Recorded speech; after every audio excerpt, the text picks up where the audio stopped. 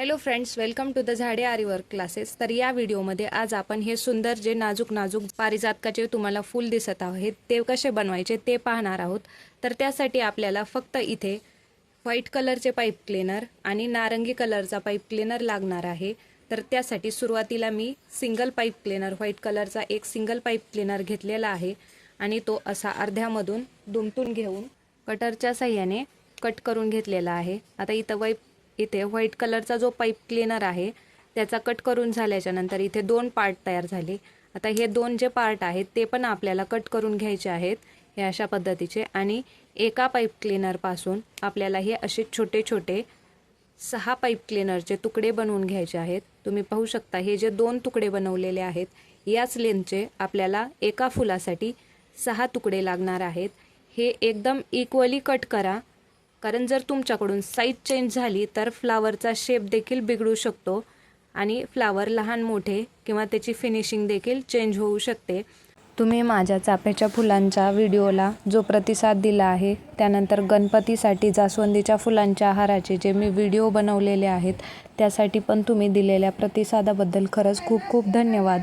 आणि आपले ऑनलाईन आणि ऑफलाईन पाईप क्लीनरचे क्लासेस सुरू आहेत. जर कुणाला क्लास जॉईन करायचा असेल तर खाली दिलेल्या कॉन्टॅक्ट नंबरवर तुम्ही कॉन्टॅक्ट करून क्लास देखील जॉईन करू शकता. आणि पाईप क्लीनरसाठी लागणारे सर्व रॉ मटेरियल जे आहे ते होलसेल आणि रिटेलमध्ये अवेलेबल आहे. ते सुद्धा तुम्ही खाली दिलेल्या नंबरवर कॉन्टॅक्ट करून ते सामानसुद्धा घेऊ शकता. तर आपण आता इथे सर्व पाईप क्लीनरचे तुकडे करून घेतलेले आहेत. ते सर्व तुकडे असे आपल्याला अर्ध्यामधून दुमटून घ्यायचे आहेत. एकदम इक्वली काळजीपूर्वक हे तुकडे दुमटून घ्या, म्हणजे याची फिनिशिंग प्रॉपर राहील. तर तुम्ही इथे पाहू शकता मी 6 तुकडे जे आहेत आपण बनवलेले 6 पण तुकडे इथे दुमटून घेतलेले आहेत. हे जे समोरचे जे पार्ट आहेत ते थोडे थोडे सेपरेट करून घ्यायचे, खूप जास्त नाही आणि खूप कमीही नाही, अशा पद्धतीने याचे पार्ट सेपरेट करून घ्यायचे. आता एक ऑरेंज कलरचा पाईप क्लीनर घ्यायचा आणि आपल्या बोटाच्या लेंथ एवढा तो पाईप क्लीनर कट करून घ्यायचा.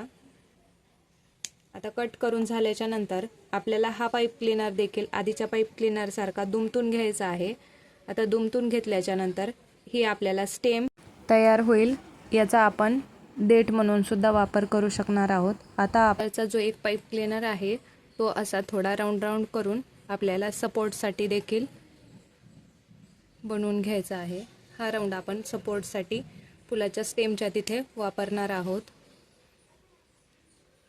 तर मी इथे हा एक राऊंड देखील बनवून घेतला. त्यानंतर हा जो आपण सेंटर पॉईंट बनवलेला आहे याच्यावरती आपल्याला हे जे 6 आपण पाकळ्या बनवलेल्या होत्या त्या ग्लूगनच्या सहाय्याने चिटकवून घ्यायच्या आहेत. तर त्यासाठी मी इथे या ऑरेंज कलरच्या पाईप क्लीनरवरती ग्लू लावून घेतलेला आहे आणि आपल्याला आता 6 साईडने या पाकळ्या फक्त अशा चिटकवून द्यायच्या आहेत.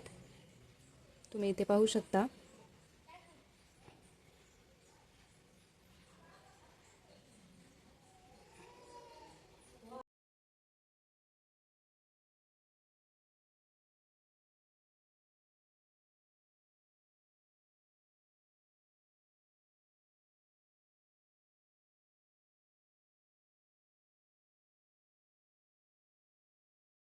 तर तुम्ही इथे पाहू शकता मी या 6 पण पाकळ्या इथे एकदम व्यवस्थितपणे चिटकवून दिलेल्या आहेत. आता आपल्याला सपोर्टसाठी खालच्या साईडला आपण जो हा व्हाईट कलरचा पाईप क्लीनर राऊंड राऊंड करून घेतला होता त्यावरती ग्लू लावून घेऊन हा खालच्या साईडला चिटकवून द्यायचा आहे.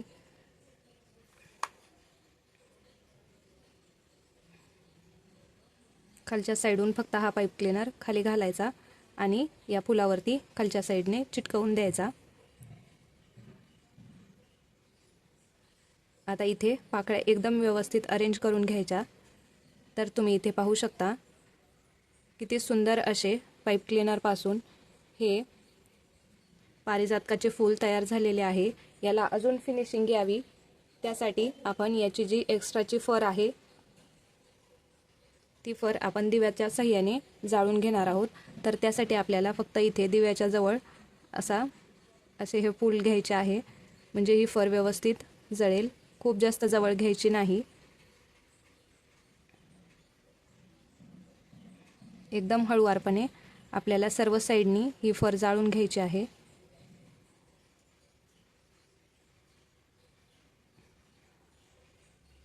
तर तुम्ही पाहू शकता इथे किती सुंदर असे फ्लावर तयार झालेले आहे। तर तुम्ही इथे पाहू शकता अगदी सोप्या पद्धतीने अशा पद्धतीने आपण पाईप क्लीनर पासून असे पारिजातकाचे कृष्णाला आवडणारे फूल बनवून घेऊ शकतो। व्हिडिओ कसा वाटला कमेंट्स बॉक्समध्ये नक्की सांगा आणि नेक्स्ट व्हिडिओ कशाबद्दलचा पाहिजे याबद्दल देखील तुम्ही कमेंट बॉक्समध्ये सांगू शकता। धन्यवाद।